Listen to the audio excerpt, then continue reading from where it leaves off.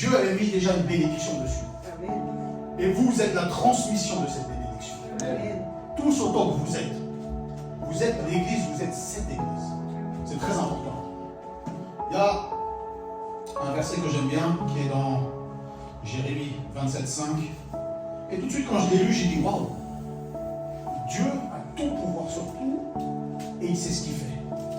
Et Jérémie 27,5 dit, et ça c'est Dieu qui parle, c'est moi qui ai fait la terre, les hommes et les animaux qui sont sur la terre. Par ma grande puissance et par mon bras étendu, je te donne la terre à qui il me plaît. Amen. Donc Dieu, il sait ce qu'il fait. Quand Dieu il donne, c'est parce qu'il y a une promesse. Vous connaissez l'histoire d'Abraham?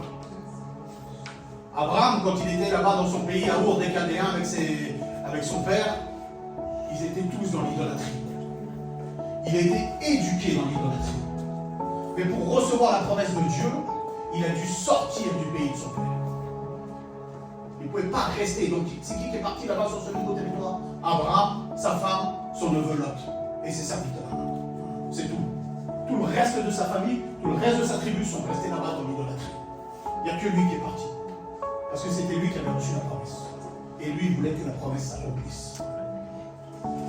Ce soir, vous êtes tous venus parce que c'est votre église, et c'est très bien. Mais sur l'affiche là-bas, c'est marqué miracle et guérison. Alors peut-être que tu es venu pour le miracle et tu vas avoir la guérison. Vous savez qu'au contraire, tu es venu pour la guérison et la guérison va être le miracle. Amen. Et le miracle, c'est quoi le miracle? Le miracle, ça va être ton témoignage. C'est ça qui va impacter tout le tour ici. Tu habites à Belleville, tu vas impacter tout Belleville. Amen. Pourquoi? Parce que les gens vont dire, hé, Sylvain, waouh, quelque chose t'a transformé. C'est quoi? Et tu vas donner ton témoignage. Qu'est-ce que Dieu a fait dans ma vie? C'est la plus grande chose qui ramène les gens actuellement à l'église. C'est le témoignage. Le témoignage. Moi, je témoigne. Même si mes collègues ils rigolent, ils s'en foutent, je témoigne. Tu n'as rien à perdre. Toi, tu sais ce que tu as reçu et personne ne peut te l'enlever. Le miracle, personne ne te l'ôtera. De pourquoi tu es ici, de pourquoi tu es en France aujourd'hui, de pourquoi tu es à La Roche-sur-Foron, c'est parce que c'est une promesse que Dieu t'a donnée. Peut-être que tu attends encore plus, et c'est bien d'attendre plus parce qu'on ne doit pas rester stoïque. Hein, si on regarde notre sœur Marthe, elle nous a bien expliqué qu'il ne faut pas rester stoïque. Hein, il faut bouger, il faut être actif, il faut être attentif. Et nous autres, comme chrétiens, nous devons être attentifs à tout ça. Non pas que j'allume BFM TV et de savoir ce qui se passe à l'autre bout du monde, parce que ça va me rentrer ici, ça va me tourner le cerveau, mais au final, ça ne va pas m'aider à dormir mieux, mais plutôt d'avoir le filtre, de dire, Seigneur Jésus, il y a des choses que je dois entendre, mais est-ce qu'elles sont nécessaires à ma croissance à moi? Pourquoi? Parce que l'être humain, malheureusement, il a des faiblesses. Et tu peux même voir dans Genèse, c'est une histoire de faiblesse.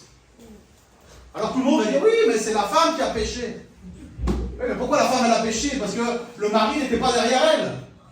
Il n'a pas regardé que la femme s'est laissée séduire par le serpent. Oui ou non? Alors mesdames, défendez-vous. Oui, c'est vrai. Le serpent est venu pour séduire la femme. Mais en même temps qu'il l'a séduite, il a fait tomber aussi le mari. Donc les deux ont été expulsés du jardin d'Éden. Expulsés de la promesse où ils étaient. Ils étaient en paix, ils étaient tranquilles, il y avait tout. Il y avait tout. Puis après, c'est arrivé encore pire. Ils ont eu 2 enfants, qu'est-ce qui s'est passé? Un des enfants a tué l'autre. C'est quelle histoire, quand tu dis ça, tu dis waouh! Ils savaient tout, ils ont perdu, mais pourtant Dieu était toujours là. Dieu était toujours une promesse.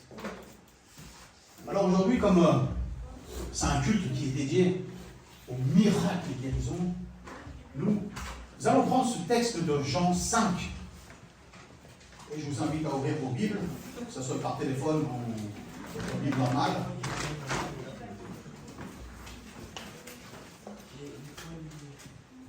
Prenons Jean 5, du verset 1 jusqu'à 6 pour commencer. Vous dites quand vous y êtes. Ceux qui n'ont rien, malheureusement, va vous écouter. Hein. Vous avez de la chance, je parle très bien français. Jean 5 dit, après cela, il y eut une fête des Juifs, et Jésus monta à Jérusalem. Or, à Jérusalem, près de la porte des brebis, il y avait une piscine qui s'appelle en hébreu Bethesda, et qui a 5 portique. Sous ce portique était couché un grand nombre de malades, d'aveugles, de boiteux, de paralytiques. Tous attendaient le mouvement de l'eau. Car un ange descendait de temps en temps dans la piscine, agitait l'eau, et celui qui descendait le premier auprès de l'eau qui avait été agité était guéri, quelle que fût sa maladie. Donc c'est quoi ce lieu-là, Bethesda, là où il y avait cette piscine? Pourquoi il y avait autant de Juifs qui allaient là-bas, autour de cette piscine? Ils attendaient des miracles. Vous savez, il y a des endroits spécifiques sur cette terre où Dieu a laissé une onction particulière. Et ceux qui sont sensibles à ça la ressentent. Tu peux aller dans les endroits où tu n'as jamais été, tu dis, mais ici je me sens bien. Je me sens bien. Il y a quelque chose ici qui m'apaise, il y a quelque chose, je sens quelque chose où je me sens bien. Et tu ne connais pas, des fois tu traverses la France, tu t'arrêtes dans un endroit et tu dis, ouais, c'est bien ici. C'est relaxant, je me sens bien, comme si tu avais déjà vécu. Alors que tu ne connais même pas. Mais il y a une onction spéciale. Il y a des endroits qui sont particuliers.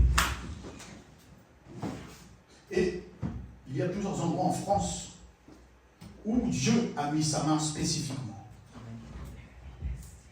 Il y a un des plus grands endroits que vous connaissez tous, parce que ça passe tous les ans à la télé, c'est à Lourdes. À Lourdes, il y a eu 72 miracles avérés. Donc c'est des miracles qui ont été, et vous savez que les catholiques sont très à cheval dessus, où ça soit noté, il y a un rapport, c'est pas fait à la légère. C'est des miracles où il faut que ça soit avéré. Donc que ça soit des trucs que tu peux donner un témoignage, dire oui, c'est réel. Donc c'est des endroits spéciaux. Et année après année, les gens vont là-bas. Pourquoi? Parce qu'ils savent que s'il y a eu des miracles pour un, il va y avoir peut-être un miracle aussi pour moi. Et si toi tu écoutes qu'il y a des miracles à la roche, tu vas aussi venir à la roche parce que tu veux aussi recevoir la même chose. Tu veux recevoir le miracle. Amen. Et c'est tout à fait légitime. Parce que nous sommes tous au même niveau. Nous avons tous besoin de recevoir, nous aussi. Nous sommes tous là pour recevoir. Amen. Il y a la roche, au-dessus de la roche, il y a un endroit qui s'appelle la Bénite Fontaine. Voilà, bravo, il y en a qui connaissent, ça fait plaisir. Ça fait plaisir. La Bénite Fontaine. Bénite Fontaine, il y a eu 14 guérisons miraculeuses.